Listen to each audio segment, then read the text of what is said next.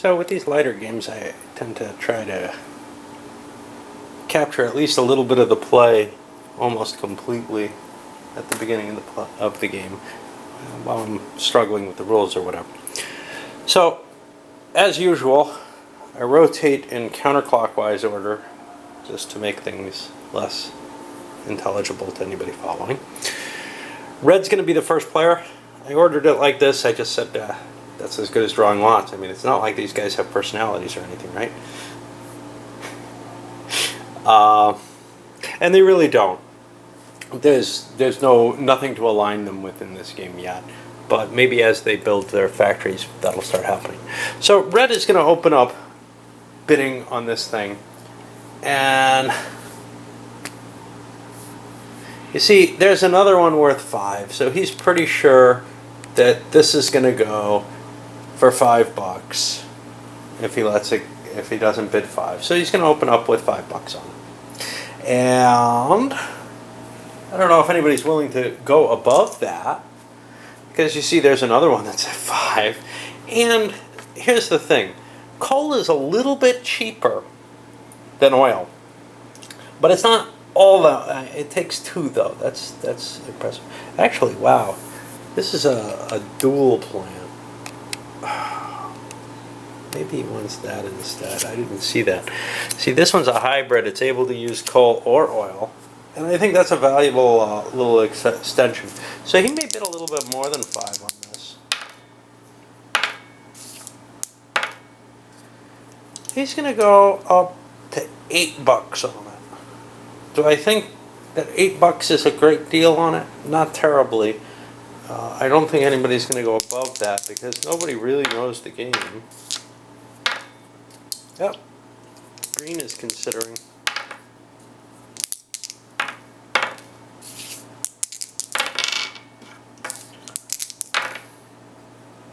And black.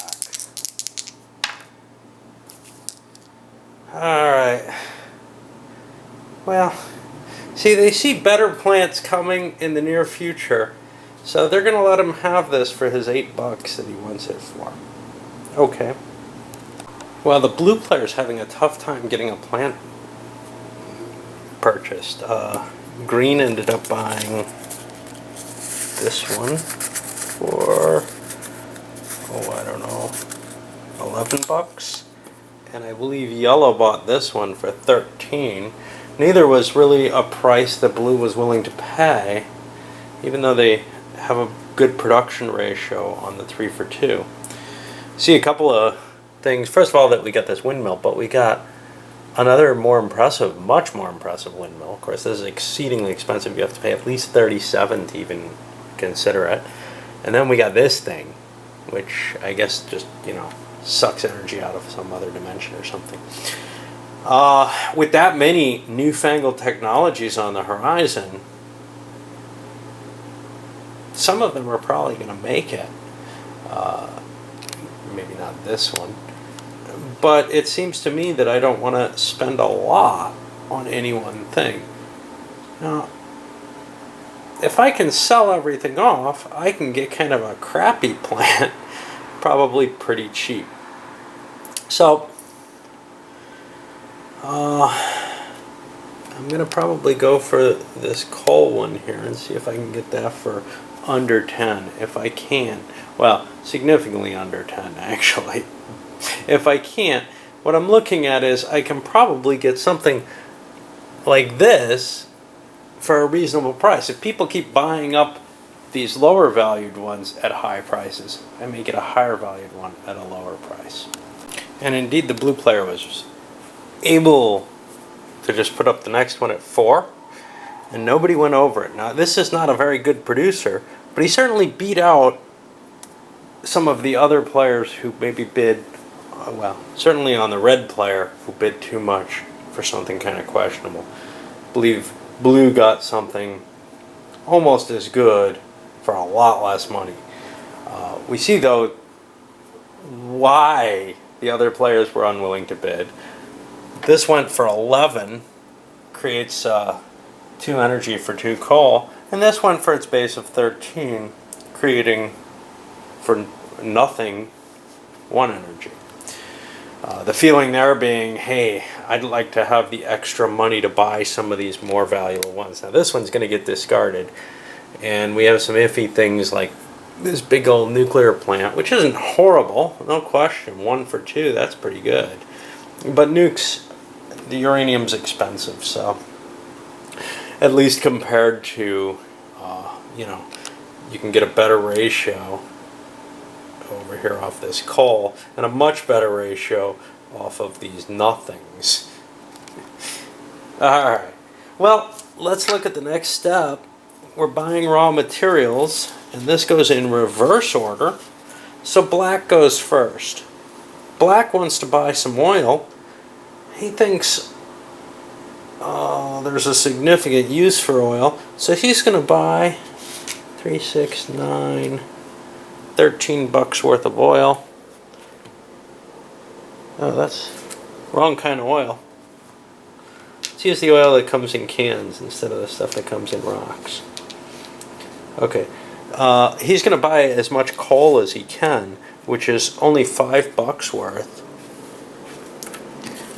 but it's at a good price, so he definitely wanted it.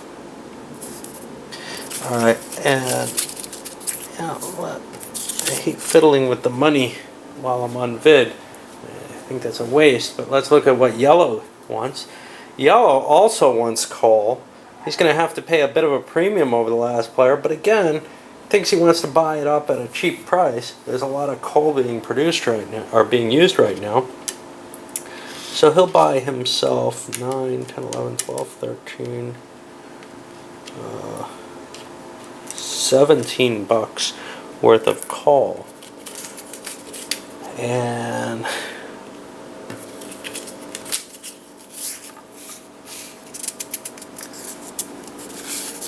that leaves him without a lot of money. So here's one of the problems. As you begin buying materials and investing, you know, if you invest in raw materials the way these guys are, you're using up cash that you may want for these more expensive power plants. They may not be able to buy them right away. On the other hand, if you don't buy the raw materials, you don't get to produce the energy and get your cash off that.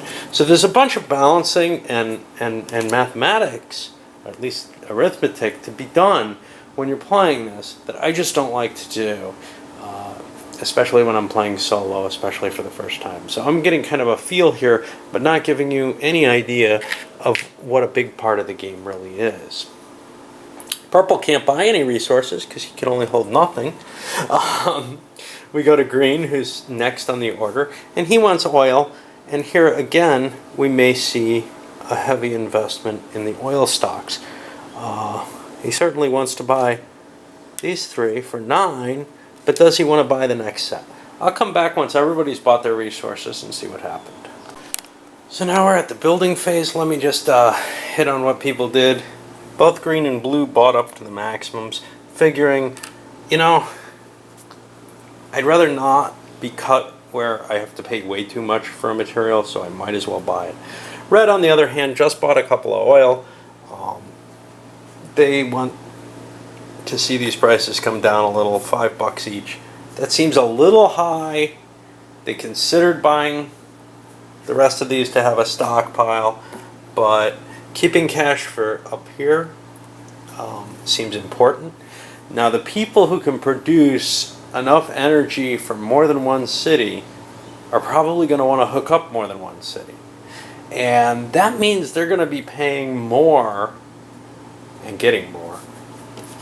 And the difference isn't trivial. So for example, if they're getting 11 bucks more for a second city, as they would be off the chart, it strikes me that that's a worthwhile investment. But what if that means losing the right to one of these really cool plants that's going to be out there? I don't know. Alright, I'm going to do the building and then I'll come back again. Okay, so I went through the build phase, and the map definitely affects things quite heavily here. So the black player had the chance to go first, he grabbed what he saw as the most promising, Philadelphia, New York. There are some cities where there's a connection. So he was able to get that for 20 bucks. And likewise, Yellow, who went second, was able to get Savannah, Jacksonville for 20 bucks. Other people had more trouble. Green, for example, Purple got what they wanted. You know, they just have one. They took Dallas. It's got a cheap connection to Oklahoma City, fairly cheap connection to Houston. Should be a good expansion area. But Green didn't have enough cash to even take the cheap expansion into San Diego. In fact, they had less than 20 bucks, so they could only do one city.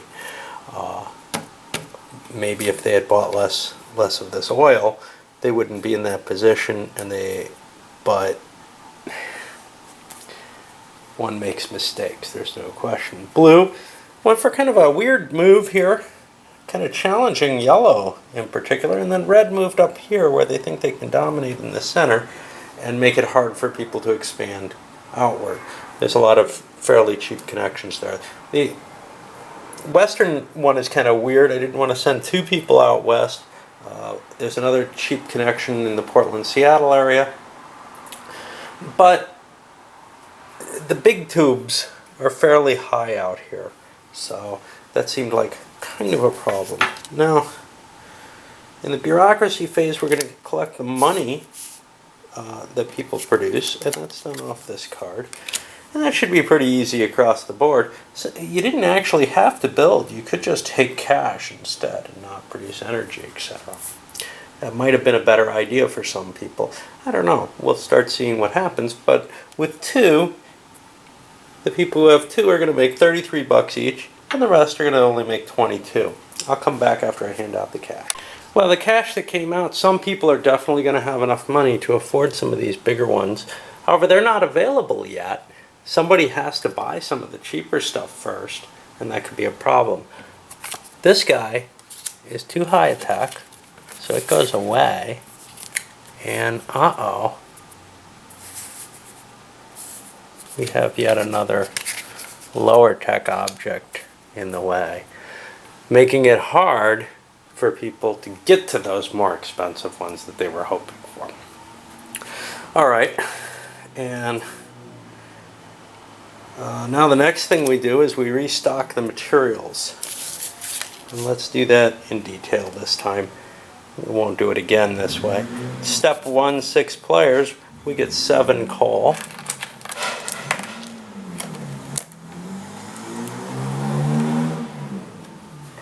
One, two, 3, 4, 5, 6, 7. So obviously the price of coal isn't going to dip to where it was. We get 5 oil.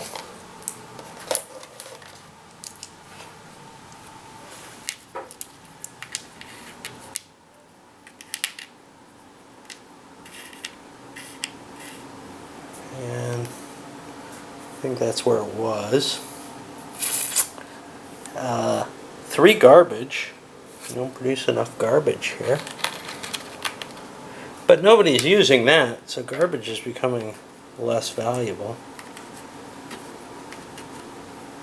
And finally, 2 uranium. He's going to start bringing that into something like a reasonable price, maybe. Because you see, production on the uranium is a high value. You know, it produces 2 for 1 at a cost of 10. That's putting it at about this range. So if you don't go early in the turn, you can still purchase your fuel at a reasonable price because nobody else is playing in there. All right, well, that's the end of the first turn, and I'm going to send this one up and start another turn. We have to, I forgot to mark these. Okay, so the only guy with 2 cities are black and yellow. Everyone else is at 1. And I believe the most expensive power plant is the tiebreaker for turn order.